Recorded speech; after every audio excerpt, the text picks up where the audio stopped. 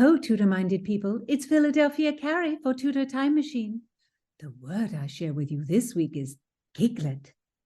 Yesterday evening at court, my fellow maids Honor and I were in our chamber playing at dice, dancing and making music. Assuredly, we were making quite a din. Oh, how we all jumped when Her Majesty herself broke into the chamber, commanding silence and bellowing that we were a gaggle of confounded giglets. Giglet? How now, Tudor files? What think you? If you're new here, I'm Gage. I'm Jessica. And we're here with Philadelphia Carey for Tudor Word of the Week. Don't miss a word and listen to the Tudor Time Machine Story Project.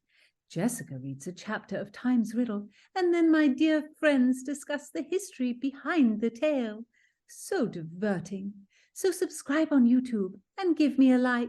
Check it out. To us, giglet might sound kind of cute, and it is related to giggle, which has its roots in the Danish word gig, a spinning top. So that is nice. But in the 16th century, giglet was entirely derogatory, and it meant a wanton, lewd woman. How do you spell it, Philadelphia? It is spelled Giglet.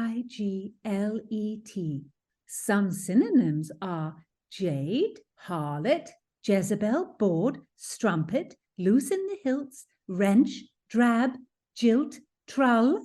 There were a lot of 16th century words used to slut shame women. It was a popular pastime, especially in the theater. Our Tudor Word of the Week comes from Shakespeare's Measure for Measure. This play was first performed in December 1604 as part of the Christmastide celebrations. In the first folio of Shakespeare's plays, this work was included in the comedies. It does have comic elements that I adore: wordplay, disguise, irony, but also elements that belong in tragedy, soliloquies, and beheadings. It is a confounding mixture. It has been called one of Shakespeare's problem plays because it doesn't really fit into either the comedy or the tragedy category. The other two problem plays are All's Well That Ends Well and Troilus and Cressida. All three were probably written between 1602 and 1604. I guess we might call Measure for Measure a dark comedy. The play is very complicated. It's all set in Vienna, but everyone has an Italian name. And in fact, some historians think that the remaining version of the play was revised from Shakespeare's original after his death by Middleton, and that he changed the setting from Italy to Vienna. Which seems kind of random to me because nothing in the play is about Vienna. To me too.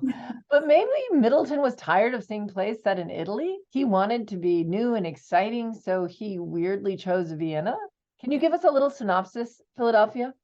In order to save her brother from being executed, the heroine of the play, Isabella, must revoke her vow of chastity. The outwardly ascetic and pious Angelo tells her in secret that unless she gives up her virginity to him, her brother shall die. Angelo is a fiend.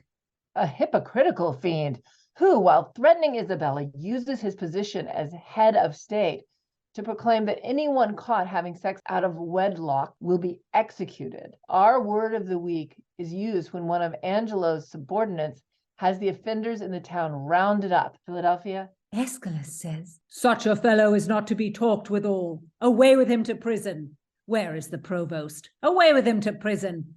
Lay bolts enough upon him. Let him speak no more. Away with these giglets too, and with the other Confederate companion." So giglet here means prostitutes. It's not cute laughing girls. In the end of the play, Isabella is saved by a plot to deceive Angelo by putting the lady he was betrothed to, but whom he abandoned, in her place. She is then wooed by the good duke who returns to take control of the government in Angelo's place. Claudio, Isabella's brother, is forgiven and marries the woman he loves. Order is restored. Only the giglets are not pardoned. The plot device of substituting one woman in bed with a man for another is also used in All's Well That Ends Well. And we find that very strange and dehumanizing. Yes, like that in the dark, you sort of put one woman in the bed with the guy instead of the woman who he's expecting to be there. So strange. It's strange. Yeah. Anyway, in the 16th century, they found that hilarious. Indeed we do. The substitution plot makes the play a comedy, not a tragedy. And how comical it is when Isabella is presented with her brother's head on a platter, but it is really the head of a common criminal, not her dear one. Oh, how we all laugh. Modern audience won't find that as funny either, Philadelphia.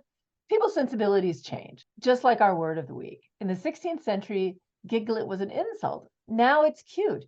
In fact, if you Google the word giglet, you come up with an educational site for kids. Hitchikins, my dear Gage, can it be so?